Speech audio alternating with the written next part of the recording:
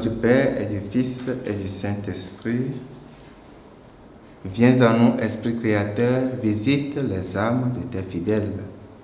Emplis de la grâce d'en haut les cœurs que tu as créés.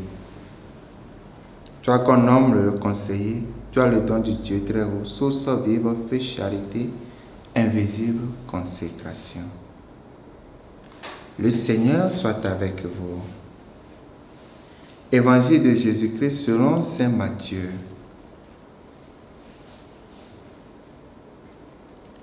En ce temps-là, Jésus disait à ses disciples, « Vous êtes le sel de la terre, mais si le sel devient fade, comment lui rendre de la saveur? Il ne vaut plus rien, on le jette dehors et il est piétiné par les gens. Vous êtes la lumière du monde. Une ville située sur une montagne ne peut être cachée. Et l'on n'allume pas une lampe pour la mettre sous le boisseau. On la met sur le lampadaire et elle brille pour tous ceux qui sont dans la maison. De même que votre lumière brille devant les hommes. Alors, voyant ce que vous faites de bien, et rendons gloire à votre Père qui est aux cieux. » Acclamons la parole de Dieu.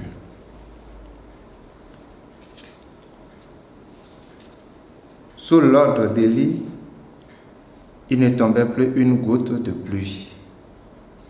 Dans cette circonstance, la parole du Seigneur fut adressée à Élie. « Lève-toi, va à Sarepta, dans le pays de Sidon, tu y habiteras. Il y a là une veuve que j'ai chargée de te nourrir. » La promesse que le Seigneur fait à Élie. Mais Élie se rend en évidence devant une veuve païenne. Cette dernière s'apprête à préparer son dernier repas pour son fils et elle-même. Par conséquent, le prophète n'est pas considéré dans cette équation. La réalité s'impose. La veuve païenne est la parole du Seigneur à Élie. Le statut de la veuve montre clairement qu'elle ne croit pas en Dieu, que la parole de Dieu n'a pas d'effet sur elle. Dans notre vie quotidienne, nous vivons des situations opposantes à la parole de Dieu, ce qui nous fait croire que nous devons vivre aisément avec la promesse du Seigneur.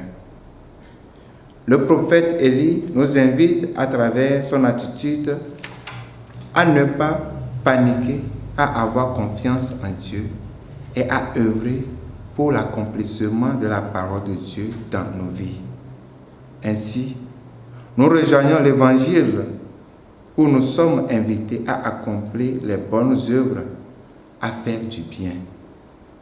C'est grâce à ces biens que les gens rendent gloire à notre Père qui est aux cieux. Par conséquent, l'annonce de la bonne nouvelle ne se limite pas aux paroles. Cette annonce s'étend aussi aux œuvres, surtout les belles œuvres, comme l'affirme le pape Paul VI dans Evangelii Nuntiandi numéro 41. L'homme contemporain écoute plus volontiers les témoins que les maîtres. Ou s'il écoute les maîtres, c'est parce qu'ils sont des témoins. Loué soit Jésus-Christ.